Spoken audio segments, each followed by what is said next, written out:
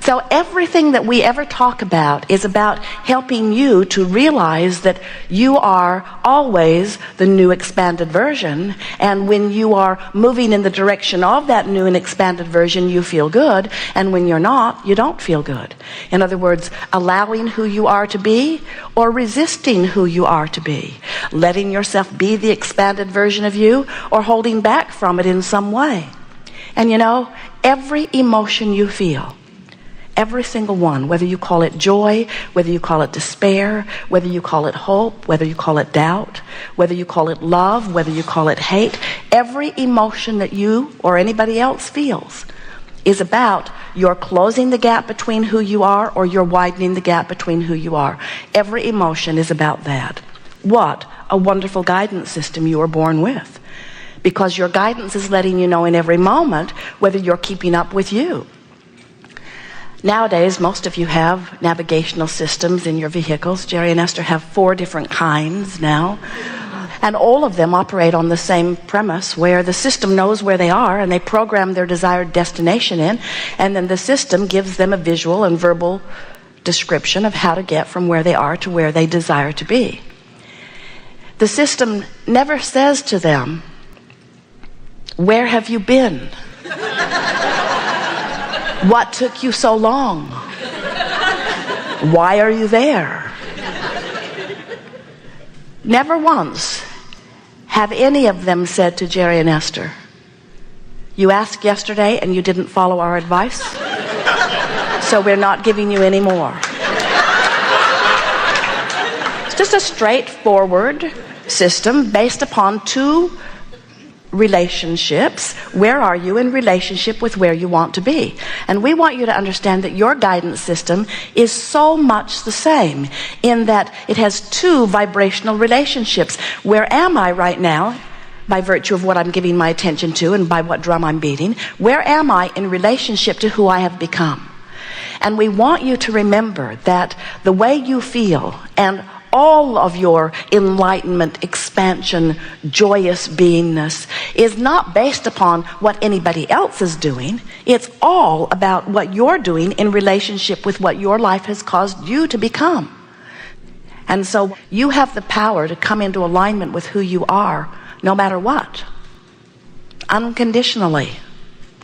And when you learn to focus in ways that allows you that alignment, you'll feel the true power of who you are. One who's connected to the source within is more powerful than millions who are not.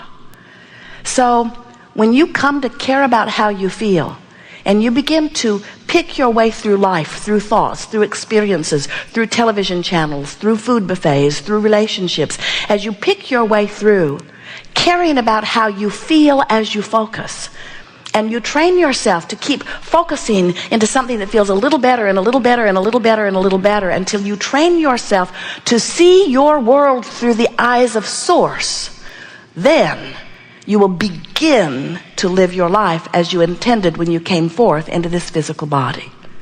Not one of you said, "I'll go forth into a human form, but before I get there, get it all cleaned up.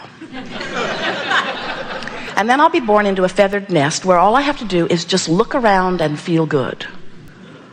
Not one of you said that. Every one of you said, "Let me at it. I'm eager to go. I know the variety will inspire my expansion. And when expansion occurs, I'll turn my undivided attention toward my expansion. And I'll have this glorious ride on this wonderful river. I will be fulfilled. I am eternally expanding." That's what every one of you said. We said we would remind you when you forgot. Because your guidance system itself, even though it's reminding you, you have sort of numbed yourself to that. In other words, you would think that when you feel strong negative emotion that you'd get the signal you're off your track. But some of you have become confused about what your negative emotion means, because instead of paying attention to your own guidance and coming into alignment with who you really are, many of you begun to listen to those outside of you who are serving their interests, and that's all right for them to serve their interests, but it's not all right for you to serve their interests instead of your own. If you're not selfish enough to come into vibrational alignment with who you are, you have nothing to give anyone anyway. So do you acknowledge that you are eternal beings? And does it make sense to you, since there is this eternal part of you, that this eternal part of you has a very strong point of attraction? You can tell just by the thoughts you think. When you've been pondering something softly, you don't see much forming around it initially. But the more you give your attention to something, the more it begins to show up in your experience. Have you proven that to yourself? So you're getting the sense of law of attraction and its powerful response to the vibration that is at the heart of things. Law of attraction is the most powerful law in the universe, and it's the law that says that which is likened to itself is drawn. That's the law that says when you set your radio dial on 6:30 a.m., you're going to hear what's being broadcast on 6:30 a.m. You can't set your tuner on one frequency and hear what's being broadcast on another frequency. The frequencies have to match up. And law of attraction is the manager of vibrational frequencies. So we've been talking to Esther and Jerry about law of attraction since 1985. And even today, when Esther is on her way someplace and she will say, there will be a parking place right in front for us. I can see it in my mind's eye. And I like those when somebody backs out just as I come in, because those are the ones that I can feel are really being orchestrated for me. And never, ever, ever does she pull in there and feel that car pulling out that she isn't thrilled with the power of law of attraction. Every single time. As they're driving down the freeway and she looks at her odometer and it says 111 at the same time that the mile marker says 111, she thrills with the power that law of attraction has brought her to focus upon these things. In other words, we want you to use the ability to focus, and we want you to think about convergence. We want you to think about this orchestration that law of attraction provides for you, where all things that are important to you, all things that are vibrationally active within your vibration converge, and that's what makes up your life experience. So we can feel that you're sort of getting the idea of law of attraction, but we want to give you another awareness of it. And if you can hear this in the powerful way that we are projecting it to you, a whole new understanding of life and emotion and creation is going to erupt within you. So you acknowledge that you are eternal beings, yes? Yes. And you acknowledge that you've been in this physical body for a while, yes? And the relationship time-wise between the amount of time in this body is, and this eternal you is something else altogether, yes? So you've been in the process of becoming this God self that is you, yes? You're getting the sense of who you really are in relationship to who you really are? Who you really are. Now, we're not wanting to diminish who you are in this physical body. We just want you to think law of attraction has been responding to this part of you for a very long time. Do you get that? And can you imagine what kind of current is being summoned toward that part of you? So now consider this. So here you are, this powerful, attractive being, and you come into the physical experience where you bang around, you don't know what you're doing, you're sort of blind and little and bald and you have no teeth, and you're banging around. And you're exposing yourself to all kinds of experiences, and you give birth to rocket of desire after rocket of desire, which, this is the part we want you to remember, source energy rides those rockets of desires and becomes the non-physical vibrational embodiment of the new expanded you. Can you feel that? Now that's what law of attraction is responding to. This new version of you, this weller, richer, clearer minded, nicer, more expanded version of you. That's who you have become. That's what law of attraction is responding to. And you know what that does for you here in your physical body? It gives you a feeling of momentum that goes this way. We want to call this downstream. In other words, it's this effortless downstream calling. Nothing that you want is upstream. Everything that you want is being held by the you that is really you, and law of attraction is dominantly responding to that evolved version of you, and that's what causes the momentum of the stream.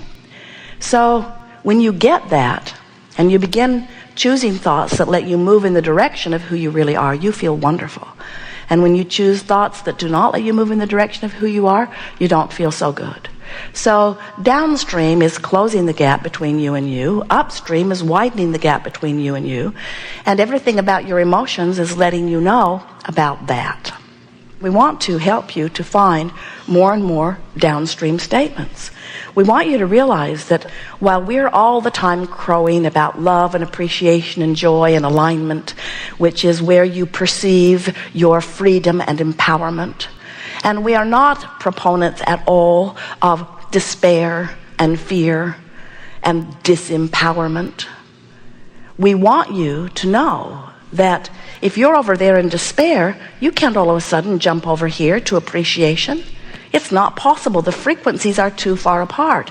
And you don't need to do it anyway. This stream is moving toward this expanded version of you. And when you stop the struggle, which is the only thing that's got you pointed upstream anyway, when you stop feeling unworthy, when you stop not liking yourself, when you stop hating others, when you stop looking for reasons to feel bad, and you begin looking for more reasons to feel good, you will be on your way, and quickly. So we would like you to replace all of those emotions that you have been feeling with the quest for one emotion. And maybe emotion isn't the best word for this, but it is the word we want you to reach for. Reach for the feeling of relief. Just the thought that feels a little better from where I am. Not big relief. Can't find big relief. Big relief is vibrationally far apart. Little relief is very easy to accomplish.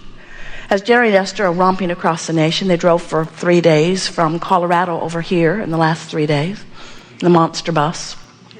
And as they are driving along those beautiful, beautiful highways, mostly wide open road, but quite a bit of construction. And every now and again, a flagman would hold up that awkward sign and bring them all to a halt. And it's so annoying to have been wailing along at 80 miles an hour. You didn't hear that, 70 miles an hour. You didn't hear that, 60 miles an hour. It's so annoying to have been wailing along and then all of a sudden to not be moving at all. And Esther is thinking, how long can this be? There must be 5 million cars that are being allowed to come this way while we are sitting here. But in time, the sign is turned and they are allowed to slowly begin moving. And even though they are moving much more slowly than they were before, the moving feels so much better than the sitting there. And couldn't you imagine how Esther would feel if they made her turn around and go back to Colorado? And so we're wanting to suggest to you that that feeling of relief always comes when you begin to move toward what you want. As they're traveling about, they know which way to go. San Diego is west of Phoenix, 400 miles. Point that way and keep going and you're going to get there. They never get out there in the desert and feel discouraged, so much so that they get disoriented and lose their way and spin around in the desert or go back to Phoenix. Phoenix, Yuma, Phoenix, Yuma, Phoenix, Yuma, Phoenix, Yuma, Phoenix, Yuma, and then announce to the world, San Diego is an impossible dream. Or San Diego is incurable. You make those ridiculous statements all the time as humans. You call things that are possible not possible. You call things that are absolutely recoverable as incurable. And the reason you do it is because you haven't figured out how to quantify your journey. So you go this way, this way, this way, this way, this way, this way, this way, when what you want's over here. And you say, I'm so tired. Do you know how long I've been working? Do you know how many miles I've driven? Do you know how many miles I've walked? Do you know how many things I've tried? And we say, have you tried just going in the same direction for a while instead of back and forth and back and forth?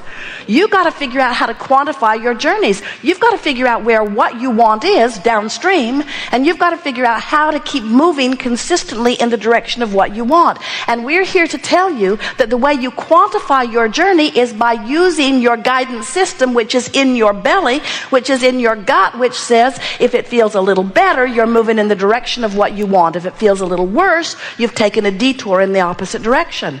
And we so want you to understand that you can trust this guidance, because we know so clearly that as your life caused you to become something more, the source energy within you stands there as the already having become of it and calls you never-endedly toward it. And when you go, you feel great, and when you don't, you don't. So, when you don't feel good, do you know what it means? It means your life has caused you to become something that you are right now not letting yourself become. You are such a lover, and when you find reason to criticize someone, do you know that the reason it feels so rotten is because you're not being who you really are?